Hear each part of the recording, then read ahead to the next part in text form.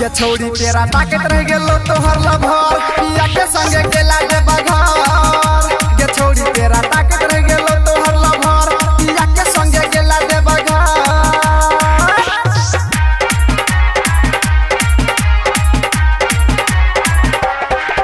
Recording by Yadav Studio, Janakpur Dham, Nepal. DJ Umesh,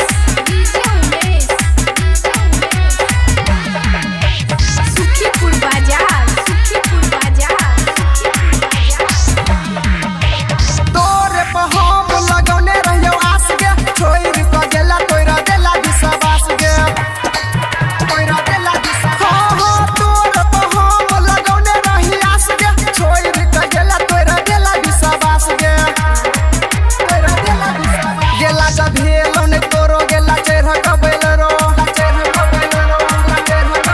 गेला जब hello ने तोरो गेला चढ़ कबेल रो शादी क के गेला दोसर के घर गेला जब हेलो ने तोरो गेला चढ़ कबेल रो गेला शादी क के दोसर के घर ये छोड़ी तेरा ताकत रह गेलो तोहर लभर पिया के संगे गेला जे बघर ये छोड़ी तेरा ताकत रह गेलो तोहर लभर पिया के संगे गेला जे बघर।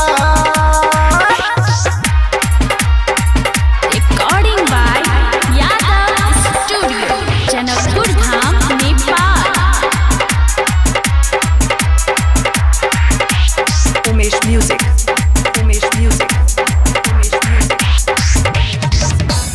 कांधे पर काबर लक बनल कबड़िया पिया बा के संगे गेला बाबा के दुआरिया बाबा के हो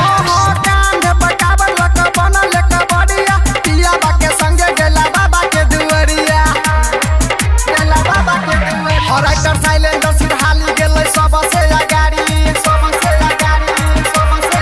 और राइटर साइलेंडर सिरहाली गेलै सबसे अगाड़ी गायक पुकार भेलै बाटे में जर और राइटर साइलेंडर सिरहाली गेलै सबसे अगाड़ी सिंगर पुकार भेलै बाटे में जर ये छोड़ी तेरा ताकत रह गेलो तोहर लभर पिया के संगे गेला जे बघर।